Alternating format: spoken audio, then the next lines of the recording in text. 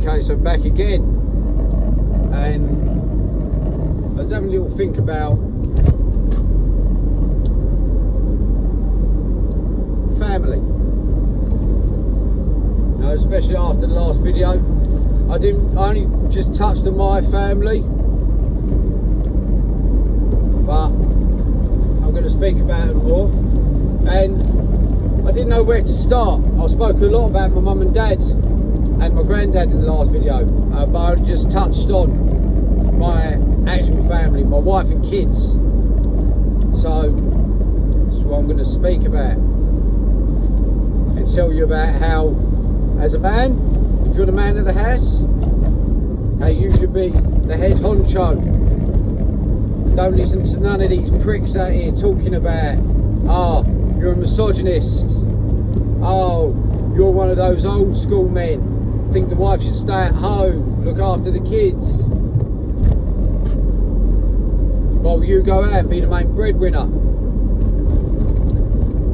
Now, the new age family man should see their family as a collective, pretty much like a football team. And you may think to yourself, Rick, you talk about football teams a lot. Well, it's because that's, again, the only one thing I was really good at growing up was football. And you learn how to be part of a team when playing football. You learn, again, how to work from defence, midfield, attack, wing play. As it advances, you learn how to use your goalkeeper as an advantage, as an 11th man. So it's not just 10v10. I'm talking about outfield players for those simpletons out there, because no one really uses their goalkeeper at youth team level, but I do. When I was a coach, I'd always say play it back to the goalkeeper. Why? Because it puts the striker out of position. The striker wants to shut the goalkeeper down. The goalkeeper plays the ball out back to the winger, left back, right back. Now that striker's out of position. Now your centre of defence, your centre backs, they can utilise their positions better. I'll cover that in a different video. Anyway, so being the head of my house, I've always championed my family to do whatever they can do, whatever they're capable of, and to, again, coin a phrase from people. I like listening to people, I like taking their phrases on. So Brian Tracy was last video, Grant Cardone this video, go big or go bigger. I love Grant Cardone, I love Brian Tracy as well, proper legends. So my wife, she modelled. Now this was before she met me, and she's a stallion of a woman, my wife, an absolute stallion. And I don't really champion her as much as I should, and it's not because I'm ashamed of her, it's because I know that what jealousy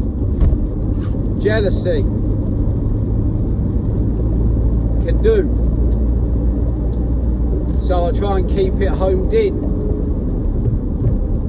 My 3 children, Ruby, Ricardo Jr., because I'm Ricardo Sr., unless you idiots out there haven't quite figured it out, and Roma. They're international models, all of them, at the age of 7, 5 and 2. International models, all been abroad. Portugal, Spain, they've done it. Zara, done it. Burberry was the latest one, done it. You name it, Tesco's, Primark, they've done it. Asda, done it. Half of them I'm not even, it's weird, because when you put your child forward for modelling and they're 6 months old and you're told they're getting put forward for a Tesco's campaign, you're buzzing. You're like, what, my daughter, my child is going to be on an advert for Tesco's? Gets pretty old. after about the next 6 months, when they're about a year old, 14 months old, and they've done these campaigns again and again. You're like, nah, we've got levels to get to now. Tesco's ain't good enough. So then you get to Primark, and then you start stepping up. I'll be truthful, my wife knows more about this than I do. She's their agent. I'm just the head honcho of the family. I'm their protector. I'm their support. And when you see your child, when you see them up there in lights, undescribable feeling. Not quite as paralleled as the day they're born and they're given to you, and that love for your child, you just look at them, it's like magic. Your child's given to you by the doctor, you hold a little bit of your history in your hands. But again, is why I like history, because you can make history out of anything. So now my children have started making their own history through modelling. Now, again, it's funny how sometimes you can see how generation there's again parallel lines. Because in the last video I was talking about life being harder for some and easier for others. Now my daughters, especially my eldest Ruby, she's one of those annoying people, I'm not going to lie. She's good at everything she does, absolutely everything. A bit like my sister. My sister was like that. My sister had brains, my sister was athletic, my sister was good around people, never really had friend troubles. Only as she got older, you know, your friendship group and your friendship circle becomes smaller. But Ruby's one of those people. Everything comes easy. She's good at modelling. She's good at school. She's good at football. Obviously, she had no choice. I was coaching her. When I was told by my wife, we're pregnant, we're going to have a baby, in my head, I pictured a boy. And I don't think I'm owning that. I think most men out there, they want their firstborn to be a boy. Not because of misogyny or anything like that, before you feminists start getting your knickers in a twist. It's just how men think. Men are like, yeah, I want a son. I want someone to take on the family name. I want someone that I can show the ropes of life. I can teach them. I can do things with them. I can take them fishing. We can go football. We can go camping. Whatever you want. Like when you go on holidays, you can do whatever you want. Now my son, we found out a couple of years back, so when he was about 3, found out he's autistic. Now autism doesn't run in our gene pool. We're dyslexics. But my wife, she has a history of autism in her family. So that's why they say it's right within the DNA. I do sometimes question the vaccines they give children at such young ages. Literally vitamin K, when they're about 3 minutes old, just come out of the womb, and you're giving them vitamin K or whatever it is they give them. So I do side-eye that a little bit. But listen, you accept it, you have to. Just like I did my dyslexia, just like I did my asthma, you know, being told, oh, you might not be able to play football at a high level because of your asthma, and obviously that's a load of bollocks. That's why you don't really listen to the professionals, because the professionals are only professionals because someone else has told them they're a professional, not because they're actually a professional. So my son with modelling is a different, it's just different. He's not going to stand there like Ruby, like Roma, and have their photo taken. He's not just going to stand there and listen. My son, he's also partially non-verbal. And again, for you idiots out there, if you're non-verbal, it means that you can't say things as well as you can't listen to things to be able to speak back. So when you've got one wanker behind the camera telling him do this, do that, or you've got one production company saying, right, well, we're going to change out of this clothes and we're going to change into that clothes, he ain't fucking listening to you. He wants to listen to himself. And that's what he does best. He listens to himself, which is what everyone out here should do. You should always listen to yourself. That's why you've heard gut feeling. Oh, I shouldn't have done that. I had a gut feeling about that. What do you think that is? What do you think that is? That's the universe telling you. Either it's a good gut feeling or a bad gut feeling. Now, I am religious, and I do actually believe that's the authentic voice of God. Talks to you through your conscience and through those gut feelings. And that's why so many of you, when you fuck up and you're like, oh, why did it happen to me? I'm not a bad person. I do good things. I believe in good karma. No, you're not listening. You're not listening to your conscience. That's why the universe is telling you, hey, stupid, wake up. You're doing it wrong. So yeah, my son, he's like that. He's like, why am I listening to you? I'm going to do what I want to do. You've hired me to model. I'm doing what I want to do. Only when it comes to like your Burberrys, because my son's done Burberry.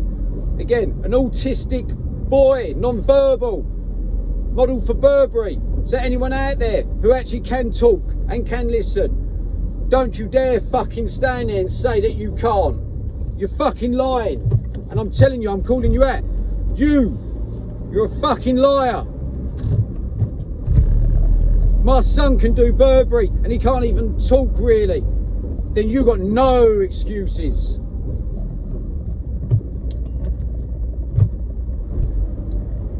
Now we'll go on to Roma, who's a completely different ball game. Roma, the youngest of the three, and she's game. She's a game girl. She's going to be one of those in school. Roma is like a Margaret Thatcher. And if you don't like Margaret Thatcher, then to be fair, don't really care. Fuck you. She's the best Prime Minister we've had since Winston Churchill. And I don't think we're going to get a better Prime Minister again. Strong, assertive, knows what she wants, don't take no for an answer. If you tell her no, she tells you fuck you. I'm doing what I want to do. You ain't telling me.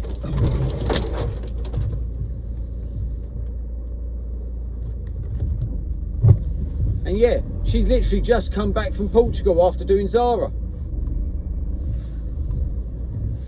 And I stand there as the head honcho of the family. And I think I've got a brilliant family. I've got a family that,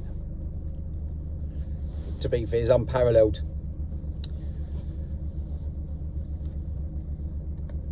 A lot of families like to think that they're the best. The only difference is I believe we are the best. And I will tell my children that they're the best. I tell my wife, she's not quite my wife, she's my fiance, but we've been engaged 7 years. So yeah, she's my wife. And I'm going to say, you're the best. You can do whatever you want. You put your mind to it, you can do whatever you want. And take it from someone like me, who was told you've got limitations through your dyslexia and your asthma and your all that bollocks. And I just listened to it. I was like, oh, fuck off. I'm doing what I know I can do. And again, this message is actually more for people out there to say, stop putting limitations on yourself. Stop thinking that the world owes you something. You owe it to yourself. The world don't owe you nothing. In fact, the world's going to give you worse than what you think you're owed. So it's up for you to go out and get it. And this is why my family are going to go from strength to strength, because I'm going to instill this in them. And the reason I instill it in them is because I instill it in me. I won't tell someone something that I don't believe. Unless I'm going to do it myself and I believe in it, I won't tell them to do it. Because why would you tell someone to do something that you're not willing to do yourself? You know, this is the problem. People want to give advice on things that they're not willing to do themselves. It's like when a poor person tries to give you financial advice. So it's like, so if I listen to you, I'll be like you, yeah? I'll have no money. Or if a fat person, and yeah, I'll fucking fat shame, and what? You shouldn't be fat. Fucking go work out, eat less. Learn how to diet yourself. Don't go to a dietitian, it's not hard. Eat fruit and vegetable and lean cuts of meat. Red meat twice a week. White meat only after that. Chicken and fish. Fruit and veg. Swap white for, well, it's called swap white for brown. You swap white bread for brown bread. You swap white rice for brown rice. You swap white potato for like a sweet potato. And the reason I know that is because, yeah, I'm in shape, I'm trim. So yeah, I'll listen to myself and I'll listen to other people out there that are in shape and trim. So we help each other. And the point being is we help each other as a family. My kids have helped me from the day that I received Ruby, and I realised that this is no longer even about me. It's about her. It's about her and my wife.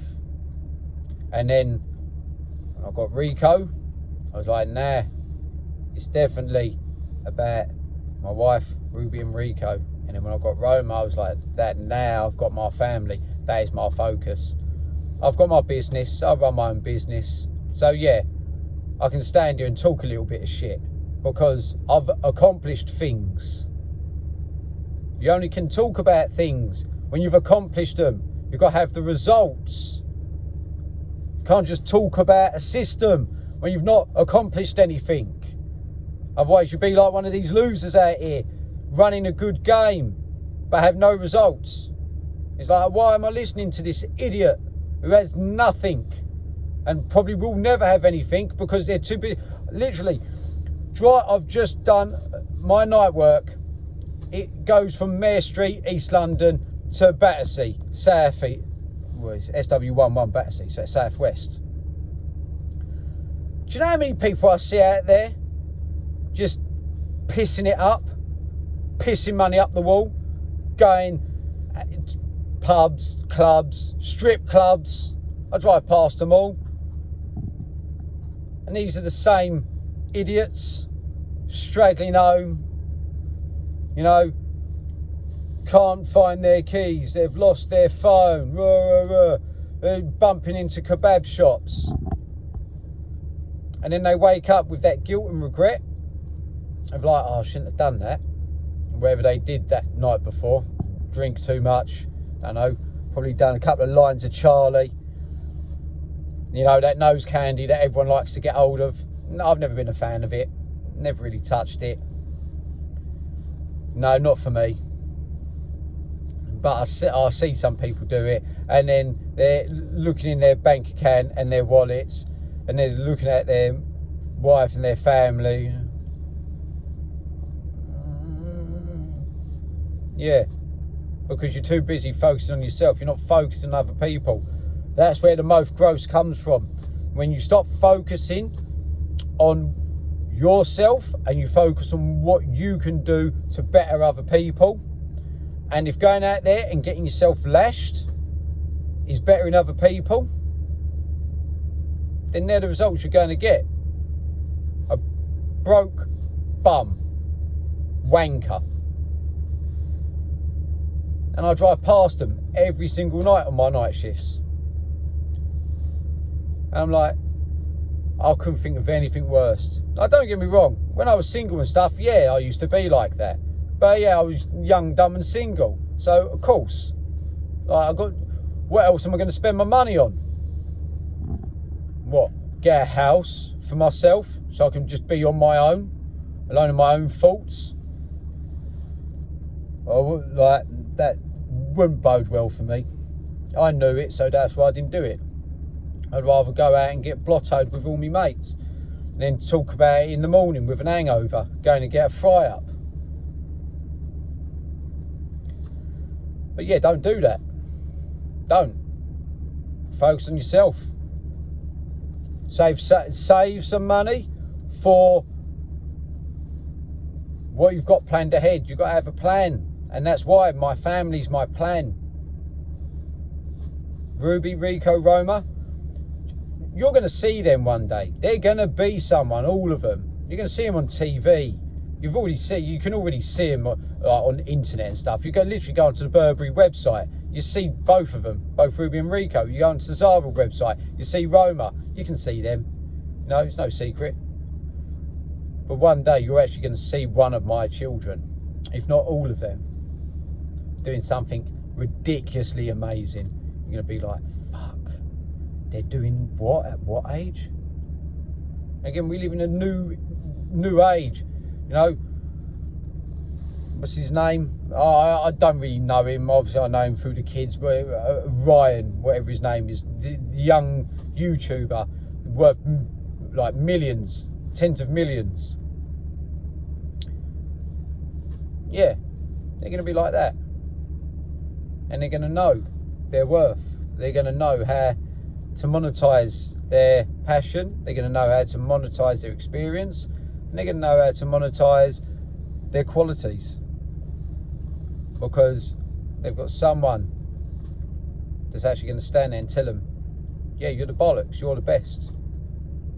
Don't let anyone tell you you can't. Don't let anyone put you down. Anyone trying to put you down is only upset at themselves because they are no good at what they do and their life is shit. And that's what I've taken away from most of life, is that people will only put the limitations on you because they put limitations on their self. If you tell yourself you have no limits, you can be anything you want. Anything. And my wife, she's just the best. I'll be truthful, I don't really deserve her. She's so much better.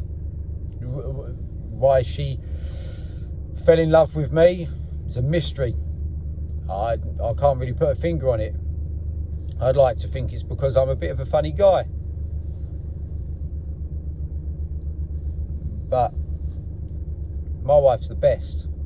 She's the best woman. She's the best woman that I've ever come across. She's the best mum. And my dad says it.